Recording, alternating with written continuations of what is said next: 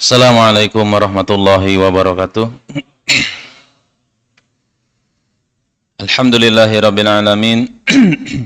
Assalatu wassalamu ala Rasulillah wa ala alihi wa ashabihi ajma'in.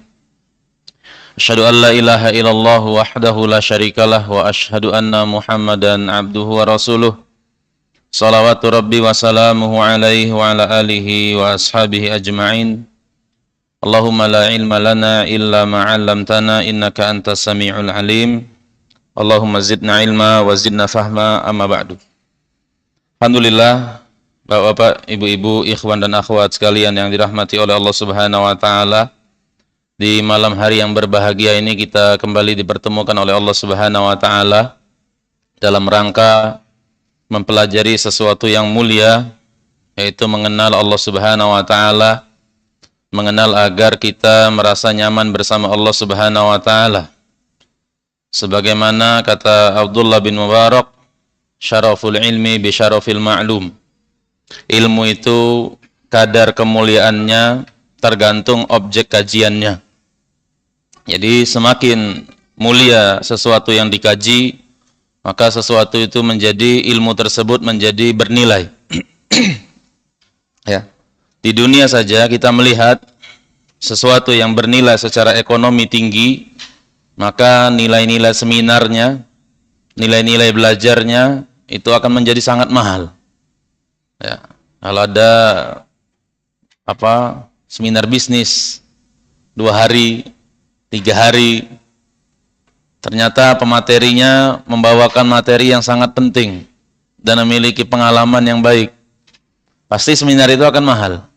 Karena apa? Karena memiliki nilai yang tinggi. Dan tidak ada sesuatu yang lebih tinggi nilainya di dunia ini melainkan agama kita. Ya, sebagaimana kita baca kemarin athar dari salah seorang salaf, ya, kalau engkau mendapatkan sebuah ujian dari Allah Subhanahu wa taala, jangan korbankan agamamu, korbankan hartamu. Kalau tidak ada, korbankan jiwamu.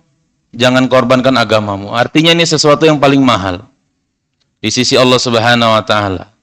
Namun karena pelajaran agama itu sesuatu yang secara ekonomi digratiskan, ya, sehingga kita itu kadang-kadang tidak mengenal qimah, tidak mengenal nilai materi agama kita itu sendiri. Padahal agama adalah hajat manusia. Antum kalau belajar, ada dalam antropologi, dalam antropologi itu ada 7 unsur kebudayaan universal. Ya. 7 unsur kebudayaan yang ada di tengah masyarakat itu universal. Universal maksudnya ada dimanapun dan ada kapanpun. Nah, unsur ini. Unsur yang pertama dari 7 kebudayaan itu adalah nilai kepercayaan. Ya, religi dan kepercayaan. Artinya, seprimitif apapun orang, dia punya kepercayaan, punya agama, butuh akan Tuhan. Seprimitif apapun. Dan setertutup apapun mereka dari informasi, mereka butuh akan Tuhan. Sehingga mereka cari Tuhan. Di akal mereka, Tuhan itu dikenal dengan animisme, dinamisme. Ya. Mereka menganggap, yang ngatur alam semesta ini roh nenek moyang. Jadilah mereka memiliki kepercayaan animisme. Artinya secara natural, manusia itu butuh akan agama. Ini manusia di level yang tidak banyak menghadapi permasalahan hidup. Di hutan. Ya. Orang tinggal di hutan, permasalahan itu apa? Makan. Ya. Mana orang di hutan memikiri kuota? Permasalahan hidupnya internet lelet. Itu permasalahan itu masyarakat modern. Sedikit permasalahan kehidupan mereka. Tapi kebutuhan yang paling pertama adalah tentang kepercayaan. Kita ini di tengah masyarakat kota, masyarakat modern, kebutuhan kita banyak, permasalahan yang kita hadapi ruwet. Ya. Tapi kita bersamaan dengan itu malah merasa tidak butuh agama. Nah, tidak masuk akal sebenarnya. Kondisi manusia seperti ini. Oleh karena itu kita bersyukur kepada Allah Subhanahu wa taala di tengah kesibukan kita karena yang namanya belajar agama dan menyebarkannya itu butuh kesabaran.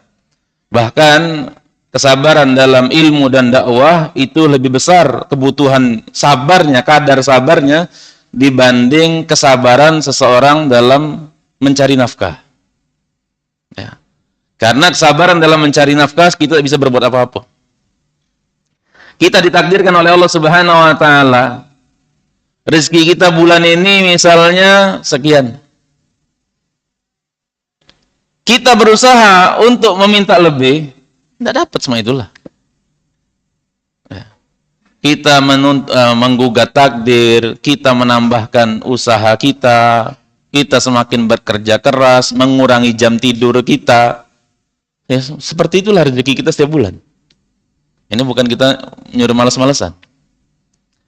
Artinya kita ya sabar sudah. Tidak ada lagi yang kita butuhkan.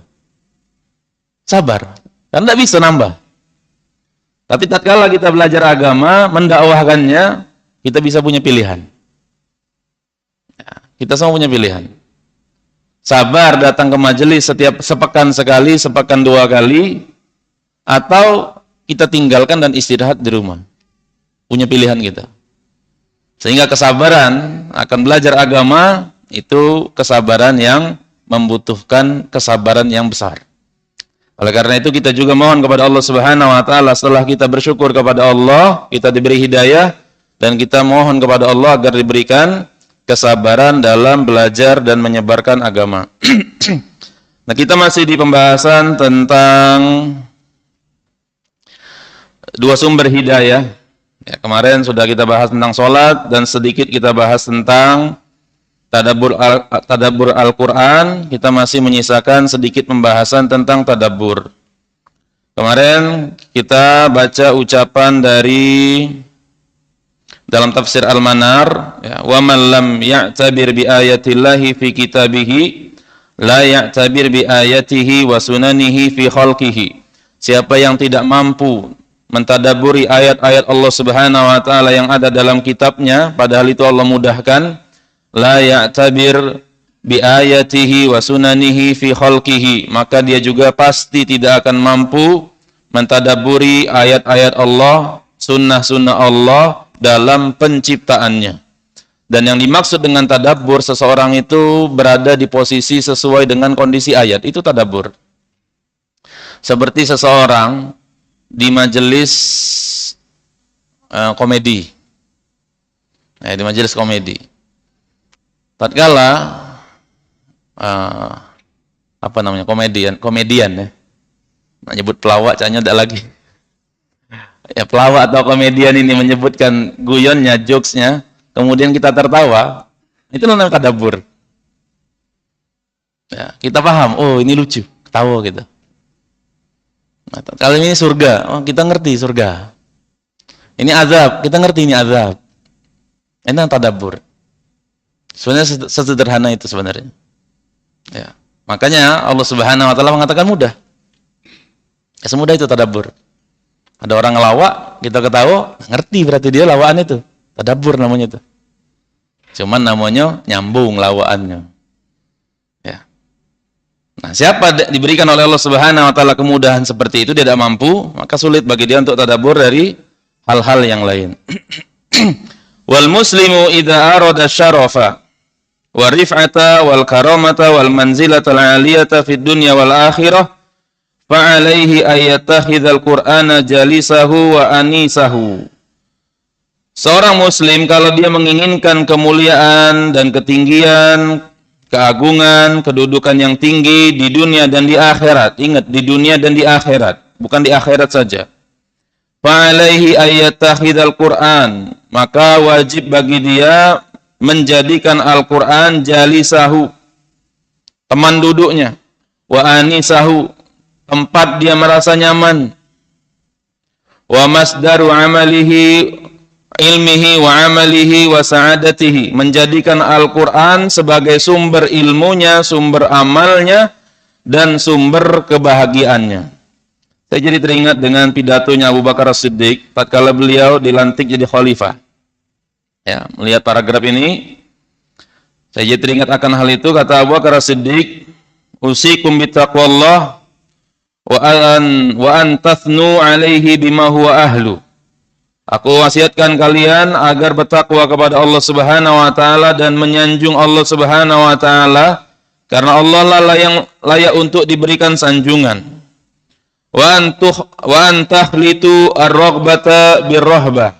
Kalian campurkan rasa takut dan rasa harap kepada Allah. Jadi jangan cuma takut saja, tapi harus ada harap. Fa innallaha athna ala Zakaria wa ahla baitih. Sesungguhnya Allah Subhanahu wa taala telah memuji Zakaria dan anggota keluarganya. Allah mengatakan innahum kanu yusari'una fil khairat. Sesungguhnya mereka itu bersegera dalam kebaikan. Wa yad'unana raghaban wa rahaba. Dan Zakaria serta anggota keluarganya itu berdoa kepada Allah. Yad'u, beribadah. Ya, doa kan ada dua. Doa minta, doa masalah namanya. Kemudian yang kedua, doa ibadah. Ya, ibadah kita itu disebut doa, karena semua ibadah itu ngandung doa. Salat itu banyak sekali doanya. Ya, mulai dari kita takbiratul ihram, kemudian baca istiftah, itu doa semua isinya. Sehingga semua ibadah itu juga disebut doa. Makanya tatkala Allah Subhanahu wa taala mengatakan wa anna masajida lillahi fala tad'u ma'allahi ahada. Sesungguhnya masjid-masjid itu hanya untuk Allah. Fala tad'u, janganlah kalian berdoa. Doa di sini maksudnya apa? Dua tadi. Jangan minta kepada selain Allah di dalam masjid. Jangan kalian beribadah kepada Allah, kepada selain Allah Subhanahu wa taala di dalam masjid. Dan Zakaria dipuji oleh Allah, wa yad'unana raghaban wa rahaba. Dia berdoa dengan dua macam doa tadi. Tatkala Nabi Zakaria dan anggota keluarganya berdoa, minta, kemudian beribadah kepada Allah, menggabungkan dua hal. Raghaban wa rahaba, rasa takut dan rasa harap, rasa harap dan rasa takut. Wa kanu lana khashi'in, dan mereka adalah orang-orang yang khusyuk kepada kami. Tsumma alamu ibadallah annallaha qad irtahana bihaqqihi anfusakum. Ketahuilah wahai hamba-hamba Allah, sesungguhnya Allah telah menggadaikan haknya atas diri-diri kalian, wa akhadha ala dzalikum mawathiqakum. Dan Allah Subhanahu wa taala telah mengambil dengan penggadaian tersebut janji-janjinya kepada kalian. Ya, mengikat perjanjian kepada kalian. Kemudian ini poinnya kata Abu Bakar, washtara minkum al-qalila al-fani. Allah Subhanahu wa taala membeli dari kalian sesuatu yang sedikit dan fana bil katsiril baqi. Apa yang dijual oleh Allah dengan modal kita yang sedikit dan fana tadi? Al katsirul baqi, yang banyak dan kekal. Kita beli surga Allah dengan apa? Dengan dunia ini, amal soleh kita di dunia. Yang amal soleh kita itu sedikit dan amal soleh kita itu terbatas, fana, sedikit. Ya. Tapi Allah Subhanahu wa taala berikan untuk kita mahal. Nabi SAW mengatakan, ala inna sil'atallahil ghaliyah. Sadarilah oleh kalian, ketahuilah oleh kalian, bahwasanya yang dijual oleh Allah Subhanahu wa taala kepada kalian ghaliyah, mahal. Alla inna sil'atallahil jannah. Tahu tidak kalian apa yang dijual Allah kepada kalian? Surga. Ya.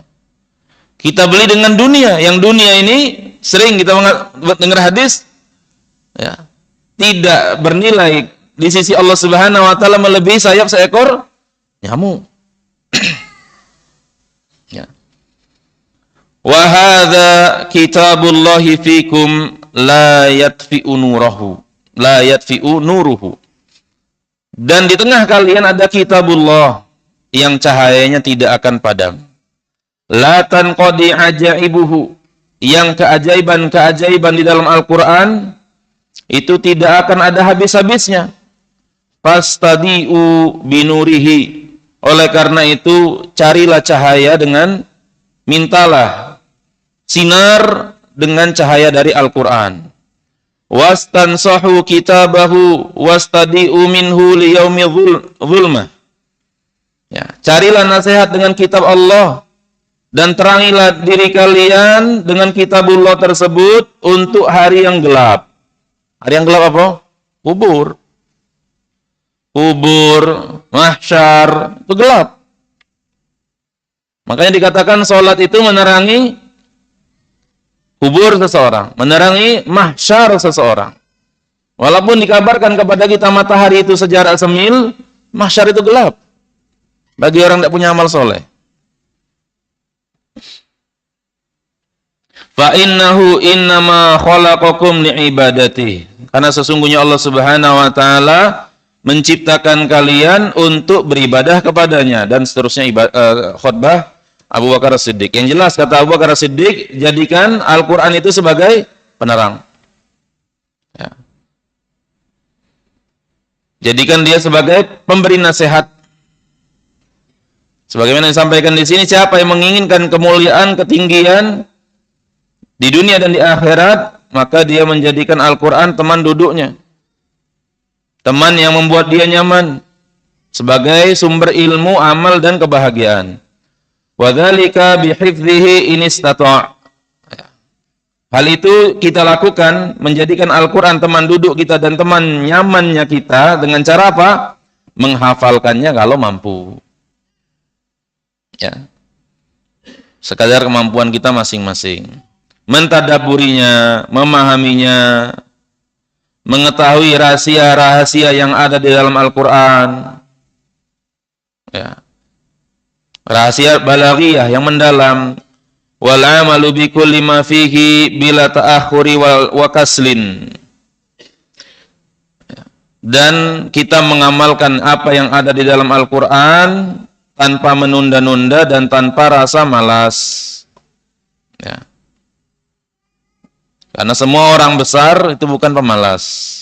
Mencarilah biografi orang yang dikenal sebagai orang mulia, orang hebat, orang besar, tidak ada yang pemalas. Tidak mungkin orang pemalas bisa jadi hebat, tidak mungkin. Wa man fa'ala dzalika fa huwa afdalul khalqi wa akramuhum 'indallahi ta'ala. Siapa yang melakukan hal tadi, ya, dia menghafalkan Al-Qur'an sekadar kemampuan dia, tadabbur, memahaminya, mengetahui rahasia-rahasia dalam Al-Quran, mengamalkannya tanpa menunda dan tanpa malas, maka kata penulis di sini dia adalah afdalul khalqi, makhluk Allah yang terbaik dan makhluk Allah yang paling mulia di sisi Allah Subhanahu wa taala, illa man kana mithluhu au afdalu, kecuali orang yang melakukan hal semisal dengannya atau lebih hebat lagi perlakuannya terhadap Al-Quran, maka lebih tinggi lagi kedudukannya. Walau qalla atba'uhu wa ahbabuhu wa tullabuhu, walaupun pengikutnya sedikit, followernya sedikit, ya, fansnya atau orang yang penggemar dia sedikit, murid-muridnya sedikit, fal manzilatu 'indallahi ta'ala innama hiya bisidqil 'abdi wa ikhlasihi wa ittiba'ihi lil kitabi wa sunnah. Karena kedudukan seseorang di sisi Allah Subhanahu wa taala hanya terbatas pada kejujuran hamba tersebut dalam ikhlas kepada Allah dan mengikuti Al-Qur'an dan sunnah Nabi-Nya Muhammad sallallahu alaihi wasallam. Ya.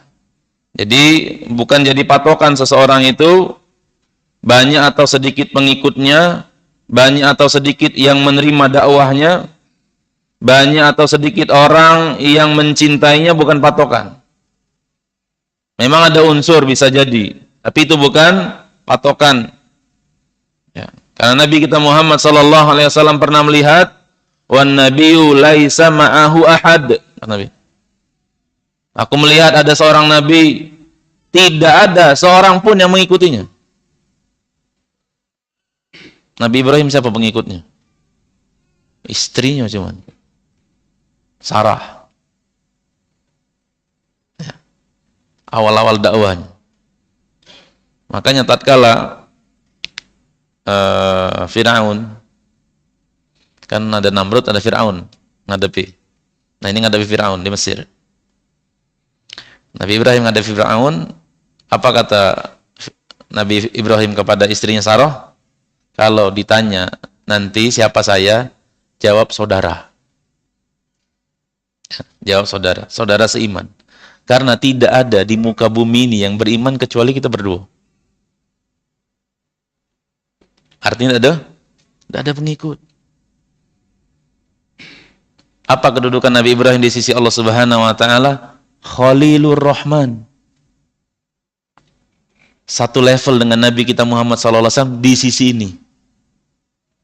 Karena cuma ada dua orang dalam sejarah manusia ini nyandang status Khalilur Rahman. Khalil itu dia kata khullah. Khullah itu yatakhalkhal, masuk ke setiap apa sifat air itu? Air itu masuk ke sela-sela. Sehingga setiap ada celah sekecil apapun maka masuk. Nah, itulah rasa cinta Nabi Ibrahim kepada Allah Subhanahu wa taala. Demikian juga Allah Subhanahu wa taala menyebut dia kekasihnya itu yatakhalkhal. Setiap ada space, ada ruang untuk masuk cinta itu masuk. Saking padat, saking rapet, saking utuh dan penuhnya cinta Allah Subhanahu wa taala kepada Nabi Ibrahim dan Nabi kita Muhammad sallallahu alaihi wasallam. Nah, disebut Khalil. Itu puncak untuk nyebut orang cinta, Khalil. Ya. Nah, Nabi Ibrahim jadi Khalil Allah. Pengikutnya ketiga itu cuma Sarah. Baru nanti setelah itu baru Fir'aun tadi memberikan Hajar. Karena tidak berhasil mendekati Sarah. Itu bukan patokan, sama sekali bukan patokan. Jadi kita jangan merasa kecil hati. Justru kadang-kadang ya, di antara tanda kita tidak ikhlas, dakwah zaman sekarang itu mudah sekali. Tapi ikhlas sulit luar biasa. Semua kita ini bisa dakwah. Antum punya sosial media, tinggal antum tulis nasihat, jadi itu dakwah. Tapi tatkala kita nunggu like, itulah yang disebut ikhlas. Sulit sekali itu. Ya, sulit sekali kita rasanya tidak nunggu like itu. Dan sulit sekali rasanya kita tidak senang. Ya. Atau perasaan kita datar kalau dapat like. Pasti aja perasaan senang gitu. Apalagi nge-like semakin banyak. Pun perasaan senang. Senang dalam arti bukan senang dakwah kita disampaikan, diterima, bukan. Memang kita target itu. Ya, sulit memang. Dakwah mudah, tapi ikhlas itu makin sulit. Demikian juga pernah kita bahas tentang sahabat-sahabat yang ikut Bai'atur Ridwan. Ya. Kemarin saya baca ada di Riyadhus Shalihin ada sahabat namanya Abu Hubairah. Abu Hubairah. Ya. Abu Hubairah itu salah seorang sahabat yang bai'at di Bai'atur Ridwan. Ya, di Hudaybiyah. Ada yang tahu nama ini? Ada yang pernah dengar nama sahabat Abu Hubairah? Belum pernah dengar. Ya, tapi kata Allah Subhanahu wa taala, la yastawi minkum man anfaqa min qablil fathi wa qatal. Tidak sama orang-orang yang bersedekah, berinfak kepada Allah Subhanahu wa taala, pahalanya tidak sama antara sebelum Hudaybiyah dan setelah Hudaybiyah. Tidak sama. Artinya orang-orang yang berinfak, berjihad, beriman sebelum Hudaybiyah itu jauh lebih utama dibanding orang-orang sahabat-sahabat yang masuk Islam, beriman, bersedekah, berjihad setelah Hudaybiyah. Siapa itu? Khalid bin Walid. Masuk Islam setelah Hudaybiyah. Amr bin As, Abu Hurairah. Tapi siapa kenal Abu Hurairah? Tapi Allah Subhanahu wa taala muliakan. Artinya sama sekali bukan jadi patokan seseorang itu terkenal atau tidak di tengah manusia. Fa idza aradta an ta'rifa manzilata qiraatil Qur'an wa tadabburihi wa imdha'il awqati fihi. Apabila engkau ingin melihat apabila engkau ingin mengetahui kedudukan membaca Al-Qur'an, mentadaburinya dan menghabiskan waktu dalam berkaitan dengan Al-Qur'an, fanzur ila hali afdalil bashari Muhammadin sallallahu alaihi wasallam. Maka perhatikan bagaimana Nabi sallallahu alaihi wasallam membaca, mentadaburi dan menghabiskan waktu beliau bersama Al-Qur'an. Faqad kana Jibrilu yalqahu fi kulli lailatin min Ramadan.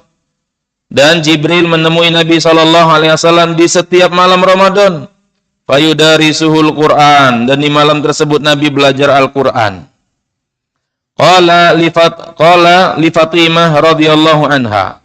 Nabi mengatakan kepada putri beliau Fatimah, "Inna Jibril kana yu'aridunil Qur'ana kulla sanatin marratan." Sesungguhnya Jibril itu terbiasa berulang-ulang yu'ariduni,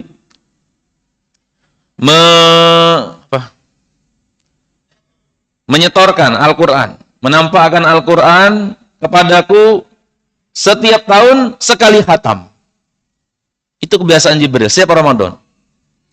Wa innahu a'radani al-ama marratain. Dan tahun ini kata Nabi SAW, Jibril menghatamkan Al-Quran kepadaku 2 kali. Ya. Apa pelajaran yang diambil Nabi? Apa poinnya di sini? Nabi tadabbur dari kejadian itu. Wala urahu illa hadara ajali. Dan aku berpandangan, ini tumben kok dibacakan 2 kali setahun ini. Aku berpandangan, ini tanda kematianku sudah dekat. Ya. Artinya Nabi kita Muhammad SAW tidak dengan Al-Quran itu lempeng-lempeng. Beliau mengetahui asrar, rahasia-rahasia di balik itu. Rahasia-rahasia di balik kejadian yang berbeda yang beliau alami. Biasanya setahun sekali, kok ini setahun 2 kali? Berarti ajal aku sedekat. Ya. Sama seperti Abdullah bin Mubarak. Beliau pernah nanya, berapa untung dagang kita tahun ini? Nah, beliau pebisnis. Ya. Berapa untung dagang kita tahun ini? Kata akuntannya mengatakan sekian, nurun. Apa kata beliau? Tanda ajalku sudah dekat. Ya. Tanda ajalku sudah dekat. Qala al-Hafidh, ya, normalnya kan seperti itu. Kan kita niti karir. Karir naik, tek, pensiun. Pensiun besar ada penghasilan kita? Kecil ya. Lebih kecil pada saat kita kerja. Nah, itu diantara tanda ajal. Ya. Qala al-Hafidh Ibnu Hajar rahimahullah fihi istihbabul iktsari minal qiraati fi Ramadan. Hadis ini menjadi dalil disukainya, dianjurkannya kita banyak membaca Al-Qur'an saat Ramadan. Wa kaunuha afdhali min sa'iril azkar. Dan membaca Al-Qur'an itu lebih utama dari zikir-zikir yang lain. Idz law kana dzikru afdalu aw musawiyan la fa'alahu. Kalau seandainya zikir-zikir yang lain itu lebih utama atau nilainya sama dengan Al-Qur'an, maka Jibril dan Nabi kita Muhammad SAW akan melakukan zikir-zikir selain Al-Qur'an. Cuman 2 makhluk yang mulia ini kalau ketemu mudah yudarisul Qur'an. Saling kaji Al-Qur'an, saling setoran Al-Qur'an. Ya. Wa idza aktsarul mu'min min qiraatihi bitadabburi.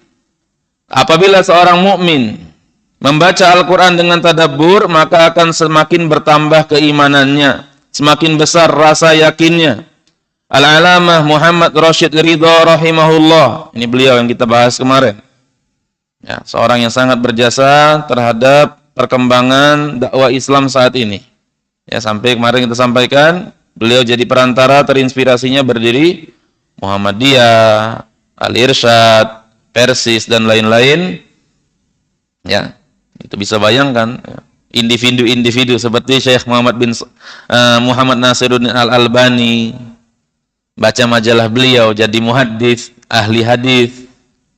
Ya, Syekh Albani sendiri cerita, yang membuat aku tertarik mempelajari ilmu hadis karena aku membaca rubrik tahrij hadis Al-Iraqi terhadap Ihya Ulumuddin di majalah Al-Manar. Sehingga aku anggap, penting ya ilmu tahrij hadis. Ya. Bayangkan dari baca rubrik majalah. Berapa halaman itu? Lahir orang seperti Syekh Albani yang mentahqiq jilidan buku. Ya. Luar biasa jasa Syekh Muhammad Rashid Ridho. I'lam anna quwwatad din wa kamalil iman wal yakin. Ketahuilah bahwasanya kualitas agama seseorang dan kesempurnaan iman serta keyakinannya tidak akan terwujud illa bikathrati qiraatil Qur'an wastima'ihi. Ingat, tidak akan terwujud kecuali dengan apa? Membaca Al-Qur'an dan rajin mendengarnya. Dengan apa lagi? Ma'at tadabburi, dengan tadabbur. Ya. Niatnya adalah untuk mencari hidayah supaya bisa beramal, mengamalkan perintahnya dan menjauhi larangan yang ada di dalam Al-Qur'an. Itu kita baca. Tadabburnya niatnya itu. Bahkan kalau kita baca Al-Qur'an, niatnya pengen menghibur hati, walaupun tidak tahu artinya, ya, itu bisa hilang. Misalnya kita lagi sedih, kemudian kita baca Al-Quran pelan-pelan tadabbur, yakin ini kalamullah, kita wudu, ya. Kemudian kita baca pelan-pelan, bahagia orang, walaupun tidak ngerti artinya. Dan betapa banyak kita sering lihat orang membaca Al-Quran nangis. Tapi ketika kita tanya, ngerti tidak artinya? Tidak ngerti. Nah, tidak ngerti juga aku, apa artinya ini? Tapi dia bisa nangis. Ya. Fal-imanu al-idhaniyu as-sahihu yazdadu wa yaqwa. Al-iman, iman yang merupakan iman ketundukan, yang benar akan bertambah dan semakin kuat, akan bertumbuh dan akan berwujud pengaruhnya dengan amal soleh. Yaitu iman yang benar. Iman yang tidak benar, walaupun akidahnya lurus, tapi imannya tidak benar. Kita kan tahu Allah di atas, Allah itu esa, Allah itu demikian, demikian, demikian. Tapi pengamalan kita kan beda-beda. Akidah kita mungkin sama benar, ya, tapi pengamalan kita beda-beda kan. Ada orang yang semangat, ya, dan semakin bukti benar, ya, bukti benarnya keimanan seseorang, itu dia punya motivasi untuk mendakwahkan. Seseorang itu meyakini satu kebenaran, kualitas kuat atau tidak keyakinan dia terhadap ini benar, itu akan tampak pada semangat dia mendakwahkan. Ya. Kalau dia memahami ini nilai kebenaran, pasti dia dakwahkan. Ya. Makanya antum kalau baca kitab Tauhid, itu bab 3. Bab 3-nya bab pertama makna la ilaha illallah, kemudian bab keduanya keutamaan la ilaha illallah, bab ketiganya mendakwahkan la ilaha illallah. Syekh Muhammad bin Shalih Al-Utsaimin mengambil faidah kenapa penulis kitab Tauhid itu bab ketiganya kok langsung dakwah. Kata beliau karena orang yang meyakini satu kebenaran pasti mendakwahkannya. Antum minum obat sembuh, antum yakin obat ini mujarab, obat ini benar. Kapan ada orang sakit mengalami, antum rekomendasikan. Yakin aku ini, minum ini. Aku kemarin sembuh. Ada orang sakit, minum ini, yakin karena ini benar. Semakin kuat keyakinan kita terhadap itu benar, kita akan mendakwahkannya. Contoh lainnya, bagi antum di dunia pendidikan. Dunia pendidikan sekarang, kurikulumnya kan tidak ada pelajaran agama. Tidak. Pelajaran adab, diganti oleh menteri yang kemarin. Pelajaran adab. Kenapa? Karena dia meyakini agama itu tidak dibutuhkan. Manusia untuk jadi benar tidak butuh agama. Meyakini seperti itu. Nah, tatkala dia meyakini inilah nilai yang benar, tidak butuh kita belajar agama. Malah kalau ada materi agama ini konflik. Ya.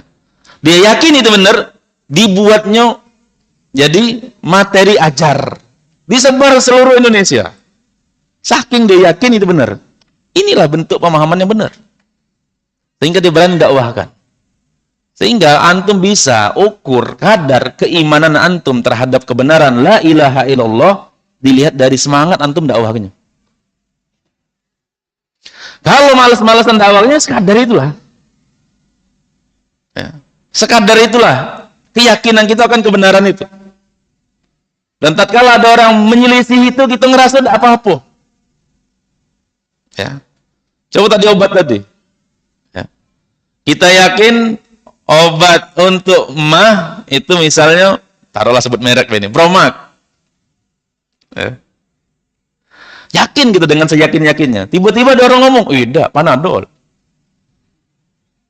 Ya. Apa yang antum lakukan? Antum bantah. Karena menurut keyakinan antum dengan keyakinan benar, ini yang benar. Bermasalah kalau kau nyebar ke obat sakit mah itu Prokol.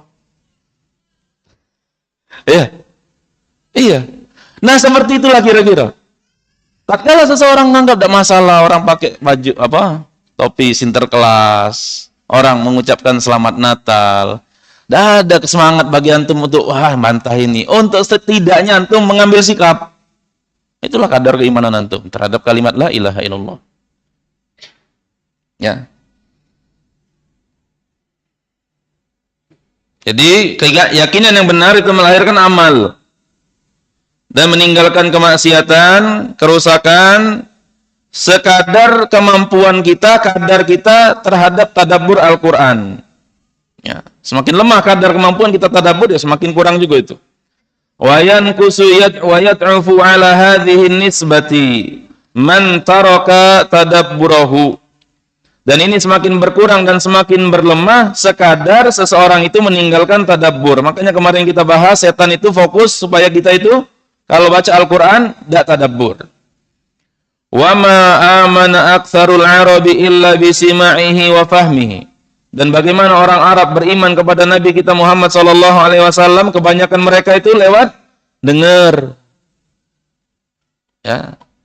Dengar. Ada sahabat namanya Jubair bin Mut'im. Tatkala ditawan Nabi sallallahu alaihi wasallam di perang Badar, Nabi sallallahu alaihi wasallam salat subuh, kalau salat apa baca ayat At-Tur. Am khuliqu min ghairi syai'in am humul khaliqun. Apakah mereka itu diciptakan, keberadaan mereka itu tanpa didahului oleh sesuatu? Tiba-tiba ada manusia di dunia ini, alam semesta ini terwujud dengan tiba-tiba. Am humul khaliqun. Ataukah mereka atas kemauan mereka sendiri, mereka hadir di dunia, menciptakan diri mereka sendiri? Am khalaqus samawati wal ardi bal la yuqinun. Ataukah yang menyebabkan keberadaan mereka, terciptanya mereka di dunia ini adalah yang menciptakan langit dan bumi? Itu saat dia diikat di Masjid Nawawi. Itu dia kada qalbi ayatir. Dengar ayat itu rasanya jantung aku mau copot. Ya. Wadzalika awwalu imani waqara fi qalbi. Dan itulah saat pertama kalinya keimanan nancap di dadaku. Ya. Artinya dengan dengar. Kita juga mampu dengar. Dan itu tapi karena kita tidak ngerti bahasa Arab, kadarnya berkurang pengaruhnya. Ya, sehingga kita perlu juga baca terjemah. Itu cara proses perimanan orang-orang Arab. Ya. Nabi SAW baca yang menyebabkan karena Abu Bakar itu mau hijrah kan? Mau hijrah keluar dari kota Mekah. Kemudian kata seseorang namanya, saya lupa namanya, ya. Mithluka la yakhruj wa la yukhraj. Ya, orang sepertimu wahai Abu Bakar tidak layak keluar dan dikeluarkan, diusir. Akhirnya katanya aku yang nanggung keamananmu. Nah, Abu Bakar sehingga balik ke rumah. Ya, aku jamin. Kemudian Abu Bakar itu sholatnya awalnya dalam rumah. Sholat dalam rumah. Kemudian Abu Bakar tidak nyaman. Tidak nyaman nih di rumah terus. Akhirnya Abu Bakar sholat di bagian halaman rumahnya, di terasnya. Sehingga dia baca Al-Quran terdengar oleh orang-orang. Gara-gara Abu Bakar sholat di depan rumahnya, Al-Qurannya terdengar, ibu-ibu, anak-anak itu dengari Al-Quran yang dibaca oleh Abu Bakar. Lalu apa kata orang-orang jahiliyah? Wahai si fulan, tadi namanya siapa? Ya. Si Abu Bakar yang kau jamin keamanannya itu, boleh yang kau jamin, tapi syaratnya satu. Jangan dia membaca Al-Quran di halaman rumahnya. Karena dia telah mempengaruhi perempuan-perempuan kami dan anak-anak kami. Poinnya apa? Artinya, mendengarkan Al-Quran itu jadi sebab di antara luluhnya hati bangsa Arab. Dulu. Ya. Nah, entah hati kita yang terlalu keras, ya, atau bisa jadi kita juga tidak paham. Ya. Itu yang membuat kita sulit untuk memahami Al-Quran. Ya. Demikian, nanti insya Allah pada Isya kita lanjutkan. Sallallahu alaihi wasallam.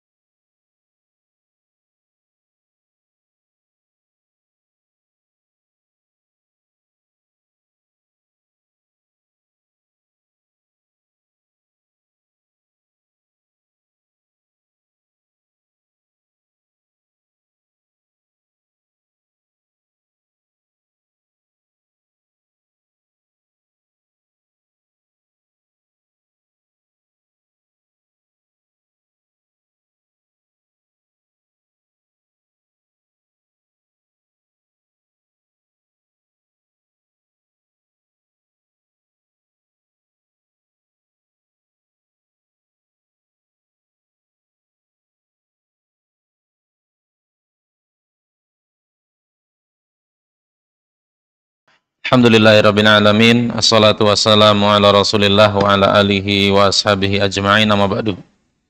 Ya, kita lanjutkan kembali membaca kitab Al-Unsu Billah yang ditulis oleh Syekh Ahmad Nasir At-Thayyar hafizahullahu taala. Kita tadi belum selesai membaca ucapan dari Syekh Muhammad Rashid Ridho yang bahwasanya kebanyakan, kata beliau, wa ma amana aktsarul arabi illa bisama'ihi wa fahmihi, dan kebanyakan yang menjadi penyebab orang-orang Arab beriman itu karena mendengarkan dan memahami Al-Qur'an. Wala fatahul aqtar, dan ujung-ujung negara-negara ditaklukkan oleh kaum muslimin itu juga disebabkan oleh pemahaman terhadap Al-Qur'an.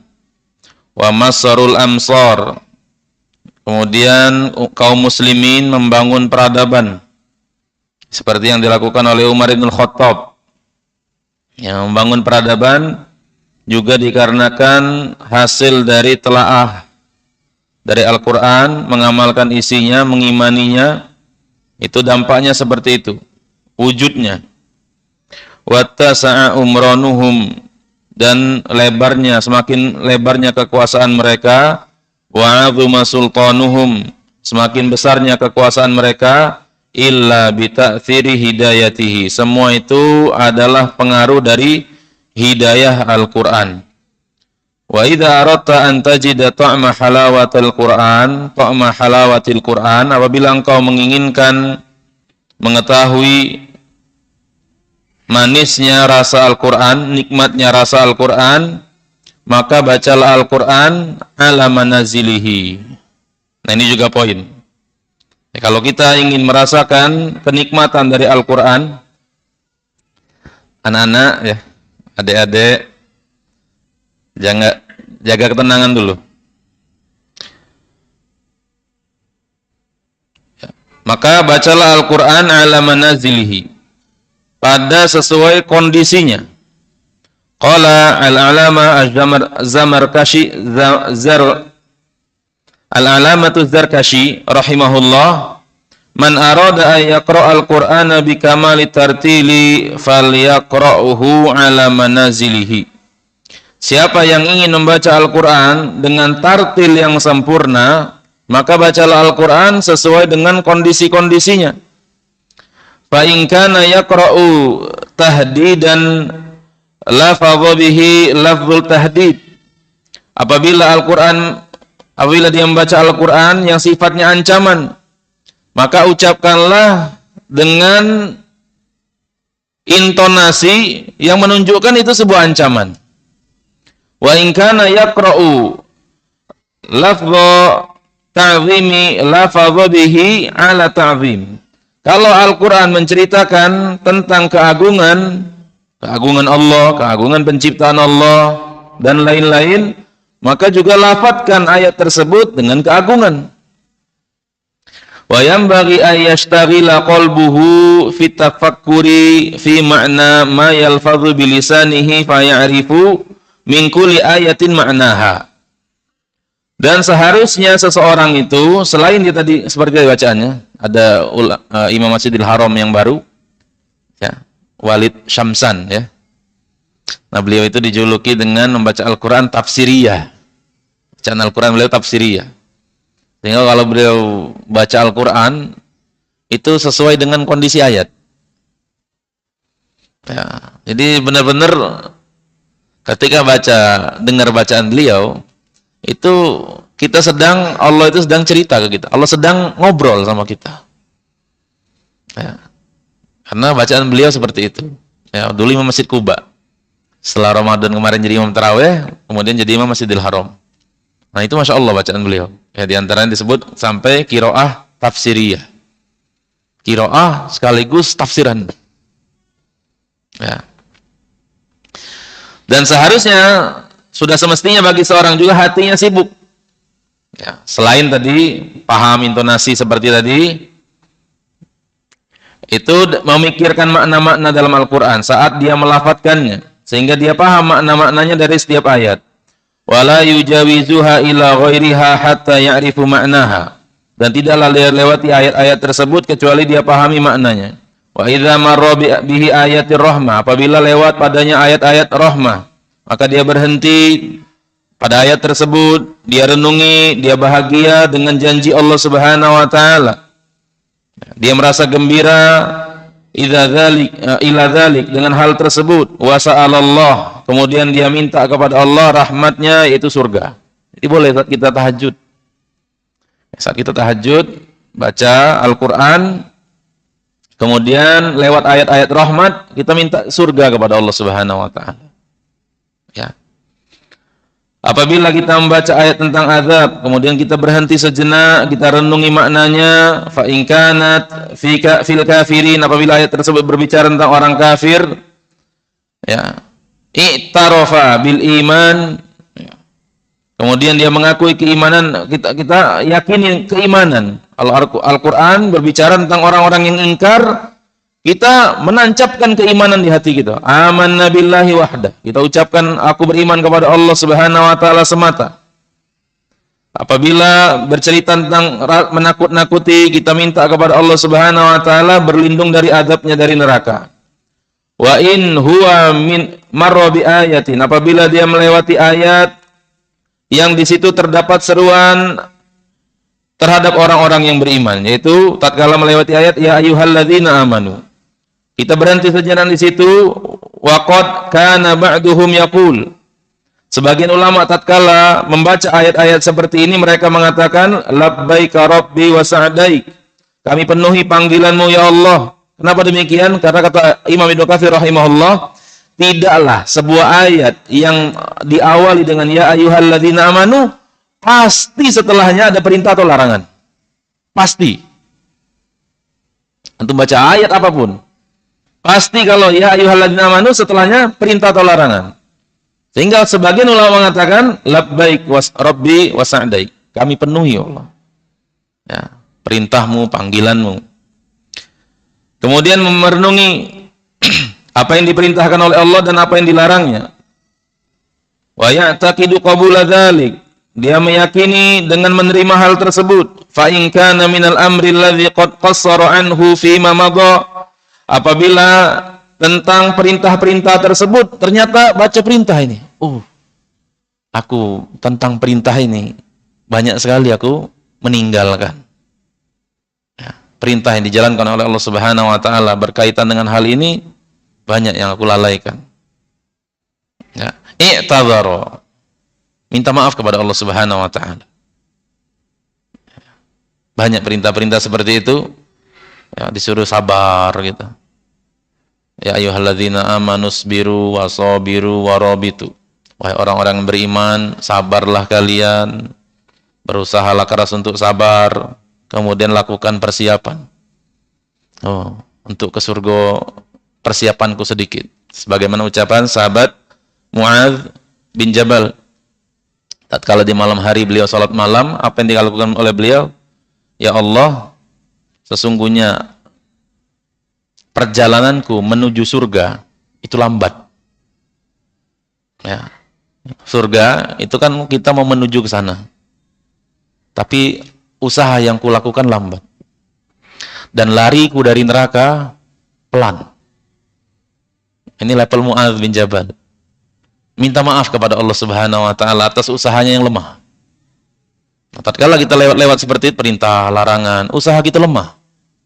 Minta maaf, minta ampun kepada Allah Subhanahu wa taala atas lemahnya usaha yang kita lakukan. Ya. Makanya para ulama mengatakan seseorang itu lari dari kemiskinan. Bukti dia lari dari kemiskinan kalau seandainya di kota dia tidak ada peluang kerja, merantau dia. Lari dari kemiskinan. Kenapa? Karena peluang hidup di situ sulit. Nah, sementara kita lari dari neraka, tidak sekuat itu kita. Ya. Usaha kita untuk lari dari neraka tidak sehebat itu. Sehingga level-level orang-orang soleh, para sahabat itu menyadari itu. Usaha mereka lemah, lari mereka lambat. Ya. Untuk mendapatkan ridho Allah Subhanahu wa taala. I'tadzara an fi'lihi, dia minta maaf karena dulu pernah melakukan apa yang dilarang. Wastaghfara rabbahu fi taqsirihi, dan dia meminta ampun kepada Tuhannya karena telah kurang melakukan hal tersebut, melakukan perintah dan menjauhi larangan. Ini idealnya seperti ini baca Al-Qur'an, ya. Wa kalamuhu hadza 'azimun wa mu'aththirun wa nafi'un jiddan. Kemudian kata Syekh Ahmad Nasir At-Tayyar mengomentari ucapan Az-Zarkashi, ucapan beliau ini sangat agung, mu'aththirun, sangat berpengaruh, wa nafi'un, sangat bermanfaat. Ya. Ternyata idealnya seperti itu baca Al-Qur'an dan kita jauh dari hal tersebut, ya. Seperti tadi saat maghrib misalnya, dibacakan kepada kita firman Allah Subhanahu wa taala,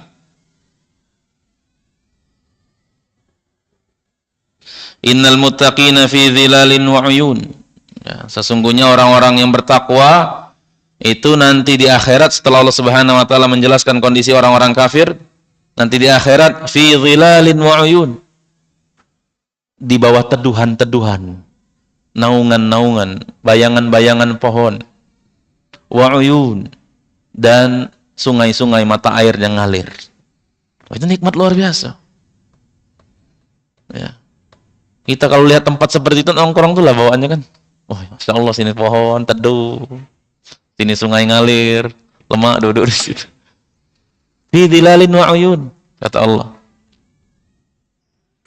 Wa fawakiha mimma yashtahun, dan ada semua buah-buahan yang mereka inginkan.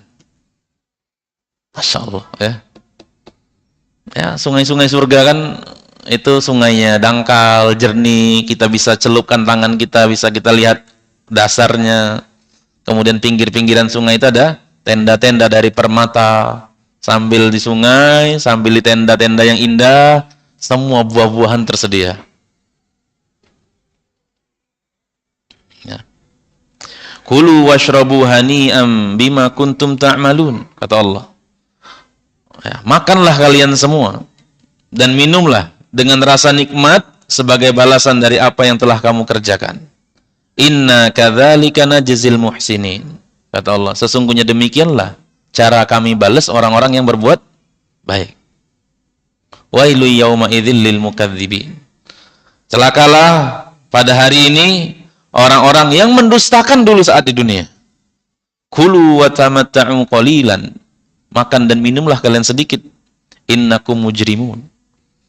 Ya, kalian di dunia itu berapapun hebatnya kedudukan kalian, banyaknya harta kalian, apa kata Allah? Hulu wa tamatta'u qalilan.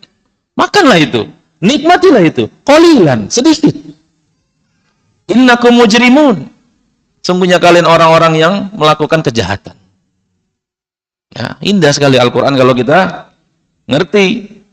Ya. Dan seterusnya. Ya. Sudah 8.15 ya. Berikutnya, insya Allah kita akan membahas, ini bab yang terakhir ya, dari pembahasan bagian pertama, yaitu inayatul mu'min bi usulil ibadah al-badaniyah, perhatian seorang mukmin terhadap ibadah badaniyah. Jadi ibadah itu ada 3. Ada ibadah badaniyah mahdoh, ya, ibadah badaniyah saja, ibadah maliyah, dan ibadah badaniyah wa maliyah. Nah, ibadah badaniyah yang paling agungnya ada 3. Ibadah badaniyah yang paling agung itu 3, yaitu sholat, puasa, baca Al-Quran. Ya. Nah, ini kita bahas pekan depan. Sehingga kita menaruh perhatian besar kita dalam ibadah badaniyah pada 3 hal ini. Jangan sampai 3 hal ini kita lalaikan, ya, tapi kita fokus kepada selain dari 3 ini. Dari sisi ibadah badaniyah. Ya. Nanti kita bahas besok tentang bagaimana kita motivasi memperbaiki bacaan kita. Nah, ibadah badaniyah yang paling agung. Baca Al-Quran. Jangan seumur hidup kita bacanya belepotan. Ya, kita perbaiki sedikit demi sedikit seiring perjalanan kita hijrah. Ya, kalau kita bahas malam ini nanti baliknya malam, ya. Antum lapar mungkin. Ana adalah. Demikian apa yang bisa kita bahas ya, pada kesempatan malam hari ini. Kita berdoa kepada Allah Subhanahu wa taala agar apa yang kita kaji ini bermanfaat ya, dunia dan akhirat, memperbaiki hubungan kita dengan Allah Subhanahu wa taala ya, memotivasi kita untuk mengamalkan apa yang sudah kita ketahui. Ya, sampai di sini saya kira Daud tidak ada tanya jawab. Ya, kita tutup saja dengan doa kafaratul majlis. Subhanakallahumma bihamdika asyhadu an la ilaha illa anta astaghfiruka wa atubu ilaik. Assalamualaikum warahmatullahi wabarakatuh.